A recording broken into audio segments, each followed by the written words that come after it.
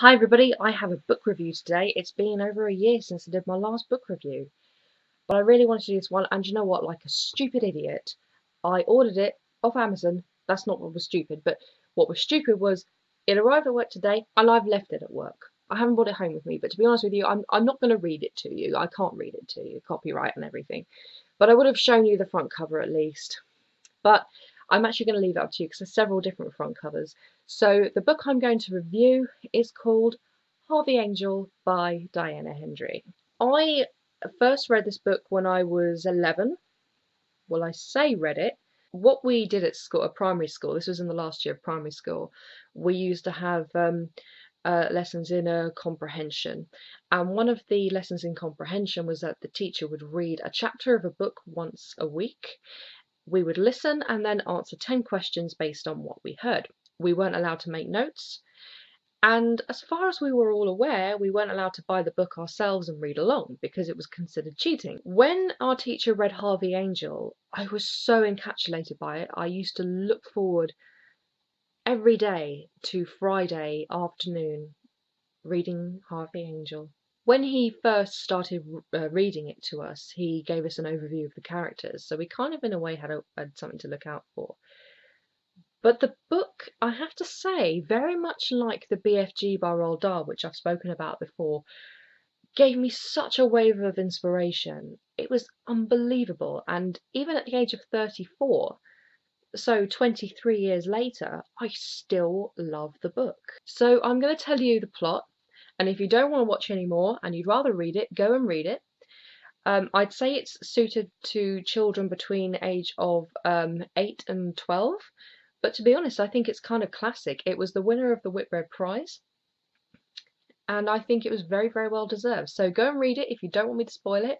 Otherwise, major spoilers. It centres on a young boy called Henry. His age isn't given, but you're given to think he's probably around 10, 11, maybe 12. And he's been orphaned, and he lives with his aunt, whose name's Agatha, and she's referred to as Aunt Agatha throughout the whole book. His aunt isn't horrible, not really. She's just very cold, detached, a bit money-grabbing. She has room in her house for 4 lodgers, in addition to herself and Henry.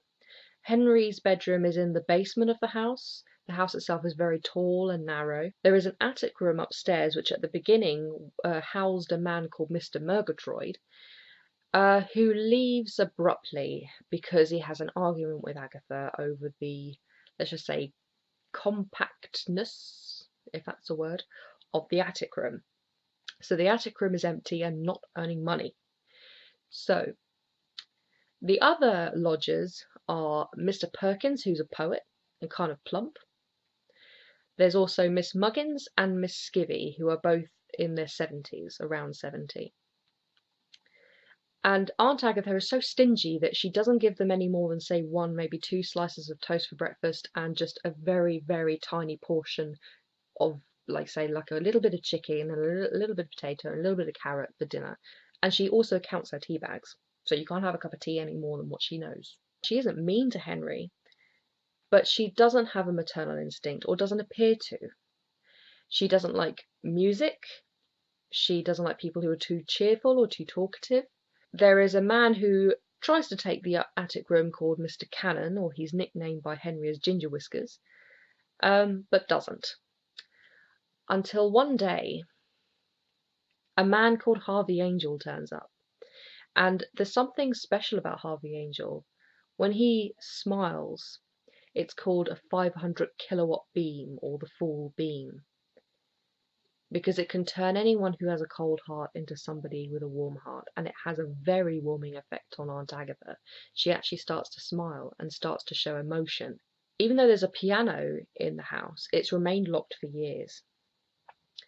And when Harvey Angell, who plays the flute, says, "Why don't we, have a bit of a sing-song, I'll bring my flute," Aunt Agatha, for some strange reason, says yes. And that really shocks everybody. And the next day, she gives Henry his first piano lesson. Turns out Henry has a natural musical ear. But then Henry asks Aunt Agatha, "Who's the baby in the picture?" on top of the piano. And Aunt Agatha slams it shut. And she goes back to her old wintry withers, as Henry puts it. Harvey Angell's equipment that he brings with him is a bit strange. Tools and screws of all kinds of things, and some sort of weird digital clock, and what he called a connecting kit. But it's not really sure what he uses it for. He calls himself an electrician. But to Henry, he's more mysterious, and he doesn't quite know what Harvey Angell does in the mornings when he goes out because he doesn't eat breakfast. So one day, Henry decides to follow him to a place that Harvey Angell calls the energy fields, and this is when it gets interesting. But it turns out Mr. Perkins has the same idea because he and Henry follow Harvey Angell to a graveyard where he does some exercises, hugs some trees, and eats his sandwiches, plays his flute. But then the flute music has a weird effect on Mr. Perkins and even Henry. It makes Mr. Perkins dance, and Harvey Angell is not at all surprised to see them there, and Henry starts dancing. But then eventually Harvey Angell leaves, but Mr. Perkins remains happy and jolly, dancing in his pajamas in the graveyard, and says he feels a poem going on, so he runs off, or he dances off, and Henry sits there in the graveyard actually feeling quite sad. And then he decides to go home, but on the way home he sees across the road a cafe he'd never seen before called the Waifs and Strays Cafe. And sitting in the front booth is Harvey Angell. So Henry decides to slip into an adjacent booth, not quite going down as far as Harvey Angell so he doesn't recognise him. He has only 30 pence with him. Where he got that, I don't know, because I think Aunt Agatha probably didn't give him pocket money. But he ends up getting himself a hot chocolate and listening to Harvey Angell and Southern Man. And they start talking about things like making connections between the past and the present, consulting pages of like a timeline.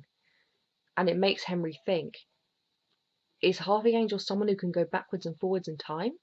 Although I said I would spoil it for you, I'm actually going to leave it there because the ending of it is actually pretty good. I'm going to leave it to you to read the rest of it. It's a fantastic detective story for kids. It's really, really intriguing and interesting. It's not a long book at all. You could probably just read it in a day. When I was a kid, I probably would have been able to read it in 2 days. It won the Whitbread Prize for good reason. So go check out Harvey Angell by Diana Hendry, and I'll see you very, very soon. Bye!